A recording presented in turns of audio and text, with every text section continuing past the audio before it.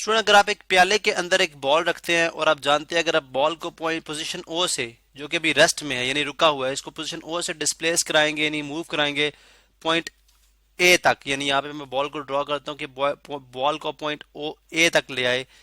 अब जब आप इस पॉइंट पे लेके आए तो जब आप यहाँ से इसको रिलीज करेंगे, आप जानते हैं कि जब आप इसको यहाँ से छोड़ेंगे तो बॉल जो है वापस अपने मेन पोजीशन की तरफ आएगा यानी रेस्ट की तरफ आएगा, और उससे ये होता हुआ जो है दूसरे एक्सट्रीम पे जाएगा। लेकिन ये इक्वल हाइट अटेन नहीं करेगा, यानी जितनी हाइट इसकी थी, जितनी हाइट पे ये गया था, उतनी हाइट पे इस साइड पे ये नहीं जाएगा, बल्कि इस साइड पे ये सिर्फ इस पोजीशन पे मौजूद होगा। तो यहाँ पे आप देख सकते हैं कि इसका जो डिस्प्लेसमेंट अब कम हो गया है, यानी पहले इसका डिस्प्लेसमेंट यहाँ से लेके यहाँ तक था, लेकिन जब ये दूसरी साइड पे गया तो इसका डिस्प्लेसमेंट कम हो गया। अब इसकी क्या रीजन है आपको पता है जी। आइडियल सिस्टम जो होते हैं उसके अंदर हम सपोज करते हैं जी कि इसमें फ्रिक्शन भी नहीं है, यानी जो इस गिलास यानी इस जो प्याला है और इस बॉल के दरमियान, इस गेंद के दरमियान जो रगड़ है, जो फ्रिक्शन है वो मौजूद नहीं है, एयर रेजिस्टेंस भी नहीं है। इस वजह से जो अगर बॉडी यानी ओ से ए तक जितना डिस्टेंस ट्रेवल करती है, हम आइडियल सिस्टम में उसको राइट साइड पे, उसके लेफ्ट साइड पे यानी बाईं तरफ भी उतना ही डिस्टेंस सपोज करती है। लेकिन जो जब प्रैक्टिकल बात आती है तो आपके सामने ऐसी सिचुएशन आ जाती है। अब इसकी वजह यह है जी कि आपने जो ग्रेविटेशनल फोर्स के अगेंस्ट काम किया था, इस ऑब्जेक्ट को from point O to point A तक मूव करने के लिए इतनी हाइट इसने अटेन की, वो इसके अंदर स्टोर हुई थी in the form of potential energy, यानी ऐसी एनर्जी जो बॉडी को हाइट की वजह से मिलती है, क्योंकि आप बॉडी इसको दोबारा ग्रेविटेशनल फोर्स इसको दोबारा नीचे खींचेगी विद 10 मीटर पर सेकंड स्क्वायर के साथ। अब जब ये बॉडी जो है अपने मीन पोजीशन की तरफ आएगी तो आप देखते हैं कि इसके दरमियान जो रगड़ है, फोर्स ऑफ फ्रिक्शन जो है, वो इसकी एनर्जी को जाया कर रही है, जिसकी वजह से जब ये बॉडी मीन पोजीशन पे आएगी, इनर्शिया की वजह से अपने मोशन को बरकरार रखते हुए जो है सिर्फ इतनी हाइट अटेन कर पाएगी, बिकॉज अब इसके पास उतनी एनर्जी नहीं है जो इसके पास पॉइंट ए पे थी। बहुत सारी इसकी एनर्जी जो है वो फ्रिक्शन की मद में जाया हो चुकी हुई है। तो इसी तरह से जब ये बॉडी यहाँ पे आएगी तो यहाँ से दोबारा इसने कुछ हाइट अटेन कर ली हुई है, और एनर्शिया जो है ग्रेविटेशनल फोर्स इसको नीचे खींचेगी, और ये दोबारा से अपनी मीन पोजीशन की तरफ यानी रेस्टिंग पोजीशन की तरफ आएगा, और अपनी इस पोजीशन से आगे मूव करता हुआ कुछ इस पोजीशन तक आ जाएगा, जो कि हाइट जो होगी अब इसकी जो पॉइंट बी पे आया था जब ये, तो उससे भी कम होगी, ये पॉइंट सी है, ठीक है। अब अगर आप देखें तो इसका डिस्प्लेसमेंट और कम होगा, बिकॉज जब बॉडी यहां से मूव करके आई थी तब इसने फ्रिक्शन की मद में अपनी एनर्जी जाया की, तो ये बॉडी यहां तक आ गई। तो आप देखेंगे हर पोजीशन पे जब ये यहां से यहां पे जाएगी फिर ये इधर आ जाएगी,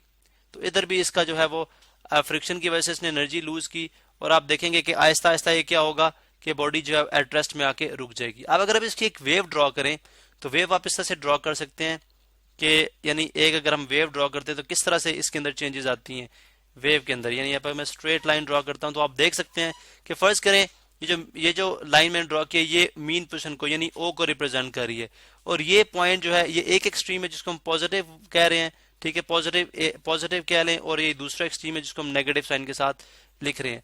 तो जब ये पॉइंट ए पे था तो यहाँ पे आप देखेंगे कि यहाँ से इसने जो है अपने मीन पोजीशन की तरफ यानी रेस्टिंग पोजीशन की तरफ हरकत करनी शुरू की। तो आप देख सकते हैं ये अपनी रेस्टिंग पोजीशन की तरफ आ रहा है, यहाँ तक ये मीन पोजीशन की तरफ आ गया। लेकिन यहाँ से आप देखेंगे जैसे ही बॉडी यहाँ से आगे मूव करेगी तो ग्रेविटेशनल फोर्स जो कि नीचे एक्ट कर रही है, उसका जो एक्सेलरेशन है वो नीचे की तरफ है, ये उसके मुखालिफ सिमत में जब एक्ट करेगी तो आप देख सकते हैं कि इसकी वेलोसिटी में कमी आएगी। तो वेलोसिटी में कमी आने की वजह से इसका जो डिस्प्लेसमेंट है वो भी कम हो जाएगा। तो आप देख रहे हैं जी इसका डिस्प्लेसमेंट जो है वो कम हो गया, और अब ये इतनी पोजीशन से वापस चली गई। अब जब पॉइंट बी पे आएगी वहां से फिर वापस अपने मीन पोजीशन की तरफ, तो आप देख रहे हैं कि यहाँ से अपने मीन पोजीशन की तरफ जा रही है। अब जब ये मीन पोजीशन की तरफ आ गई तो इनर्शिया की वजह से अपनी मोशन को बरकरार रखते हुए दोबारा जो है वो दूसरे एक्सट्रीम की तरफ जाएगी जो कि सी है। अब इसके अंदर अगर आप देखें तो डिस्प्लेसमेंट इसका फिर कम है, तो यहाँ से ये मूव करती हुई वापस अपने मीन पोजीशन यानी सी से वापस अपने मीन पोजीशन की तरफ। तो इस तरह से हर जो वाइब्रेशन है, यानी एक वाइब्रेशन इसकी कब होती है जब ए से बी की तरफ जाए और बी से वापस ए की तरफ आए, यानी जो है कंप्लीट वाइब्रेशन। लेकिन इसमें वाइब्रेशन जो है उसका साइज साथ साथ ही स्मॉल होता जाएगा। तो आप देख सकते हैं कि यहाँ पे इसका डिस्प्लेसमेंट और कम हो गया, यहाँ पे इसका डिस्प्लेसमेंट और कम। तो हर जो वाइब्रेशन है, हर ऑसिलेशन के केस में इसका जो डिस्प्लेसमेंट कम होता जाएगा, और फाइनली ये ऑब्जेक्ट जो है वो जो है रेस्ट में आ जाएगा, रुक जाएगा। आप देखें कि इसकी जो वाइब्रेशंस के अंदर जो डिक्रीज आया है, अगर आप यहाँ पे देखें तो ये डिक्रीज आपको नजर आ रहा है।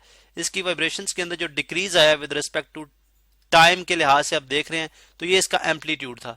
एम्पलीट्यूड में यानी जो मैक्सिमम डिस्प्लेसमेंट होती है किसी भी बॉडी की फ्रॉम मीन पोजिशन, यहां से लेके यहां तक इसका जो मैक्सिमम डिस्टेंस होगा, ये भी एम्पलीट्यूड है, ये भी एम्पलीट्यूड है, ये भी एम्पलीट्यूड है। तो एम्पलीट्यूड के अंदर अगर आप देखें तो वेरिएशन से कमी आ रही है। ये क्यों आ रही है? बिकॉज डैम्प इसकी जो वेव्स हैं वो डैम्प की जा रही हैं। किसकी वजह से? फ्रिक्शन की वजह से।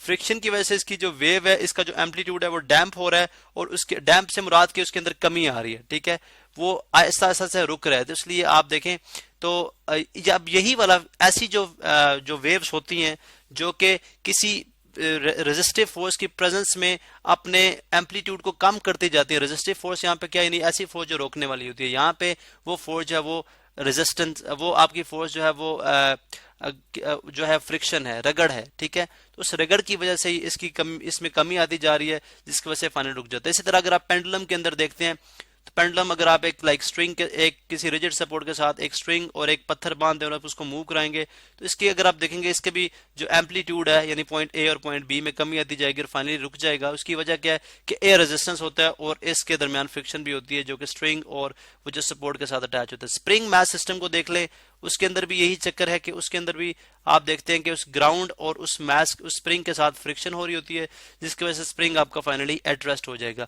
अब ऐसी जो वेव्स प्रोड्यूस होती है उनको हम कहते हैं डैम्प्ड ऑसिलेशंस, या जनरली आप ये बोलें जी कि रियल सिस्टम के अंदर यानी एक जो आपकी प्रैक्टिकल लाइफ में आप सिस्टम जो आपके सामने आएगा वो एक डैम्प्ड ऑसिलेशन प्रोड्यूस करेगा, बिकॉज आप फ्रिक्शन को भी ओवरकम बिल्कुल खत्म नहीं कर सकते लेकिन आप मिनिमाइज कर सकते हैं। इसी तरह एयर रेजिस्टेंस भी जो है वो मौजूद होता है, जिसकी वजह से जो कि डैम्प्ड ऑसिलेशंस को प्रोड्यूस करने में जो है इफेक्ट करता है। अब इसकी अगर आप प्रैक्टिकल एप्लीकेशन देखते हैं, यानी इसी फिनोमेनन के ऊपर आप जो है जो आपके गाड़ी के या किसी भी व्हीकल होती है उसके जो शॉक्स हैं, ठीक है, शॉक्स हैं वो बनाए जाते हैं। यानी आपकी अगर गाड़ी एक बम्प एरिया से, यानी अगर सड़क के ऊपर अगर बम्प्स हैं यानी ऊपर नीचे सरफेसेस हैं इस तरह से हैं, तो आप देखेंगे अगर आप गाड़ी से बहुत स्पीड के साथ आ रहे हैं और आपकी गाड़ी के साथ अगर शॉक नहीं लगे हुए तो आप जो है वो बहुत सीरियस इंजरी आपको यानी बहुत ज्यादा आपको चोट लग सकती है, गाड़ी आपकी उलट सकती है। उसकी रीजन क्या है कि अब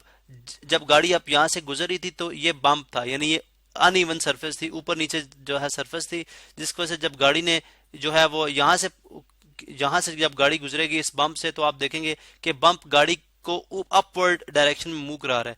तो अपवर्ड के जब ये अपवर्ड जाएगी तो ग्रेविटी इसको वापस नीचे खींचेगी, तो इसका वर्टिकल डायरेक्शन में एक्सेलरेशन प्रोड्यूस होगा। अब ये वर्टिकल डायरेक्शन में एक्सेलरेशन तब तक प्रोड्यूस होगा जब तक ये गाड़ी अप एंड डाउन मूव करती रहेगी, जब तक ये एक्सेलरेशन रहेगा।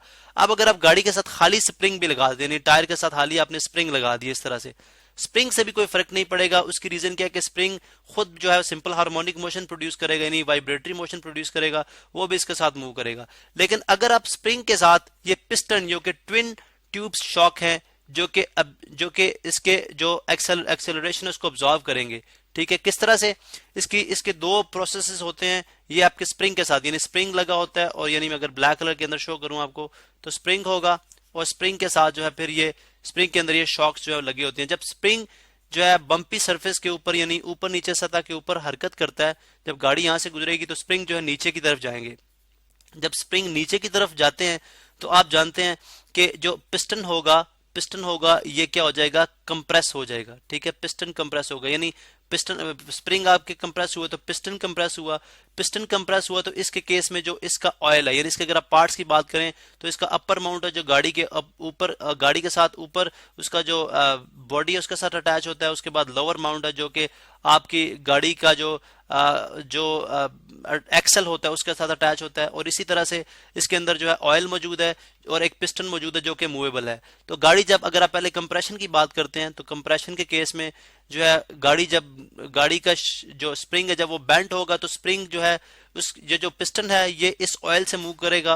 पिस्टन के अंदर छोटे छोटे सुराख है जो कि ऑयल के अंदर बहुत प्रेशर है, यानी ऑयल प्रेशर मौजूद है। जब ये आपके पिस्टन मूव करेंगे डाउनवर्ड तो इसमें से ऑयल जो है ऊपर निकलेगा जो कि बहुत आहिस्ता आहिस्ता निकलेगा, जो कि इस पिस्टन की मूवमेंट को स्लो करेगा। इसके अंदर प्रेशर मौजूद है, जिसकी वजह से आपका जो स्प्रिंग है वो जब वापस बेंड करेगा यानी अपवर्ड जाएगा तो वो स्लो, मतलब उसकी काफी हद तक उसका जो प्रेशर है वो कम हो चुका होगा। फिर जब वो एक्सटेंशन में आएगा, जब आप स्प्रिंग आपका एक्सटेंड करेगा, तो उस वक्त अगर आप देखें तो ऑयल अब सारा ऊपर चला गया है। वो ऑयल अब जब स्प्रिंग यानी पिस्टन जब ऊपर मूव कर रहा है तब भी उसको ऊपर जाने में प्रॉब्लम है। उसका ऑयल जो है बहुत मुश्किल से इन सुराख से जो है वो निकल के आएगा। तो ओवरऑल जो पिस्टन है उसके आपके स्प्रिंग को बहुत शॉर्ट टाइम के अंदर इन सेकंड्स वो आपके स्प्रिंग को न्यूट्रलाइज करा देगा, जिसकी वजह से आपकी गाड़ी जो है वो काफी हद तक वो जो है वो नॉर्मल स्टेट में आ जाती है, और लाइक आफ्टर 3-4 सेकंड आपकी गाड़ी बिल्कुल न्यूट्रल हो जाती है।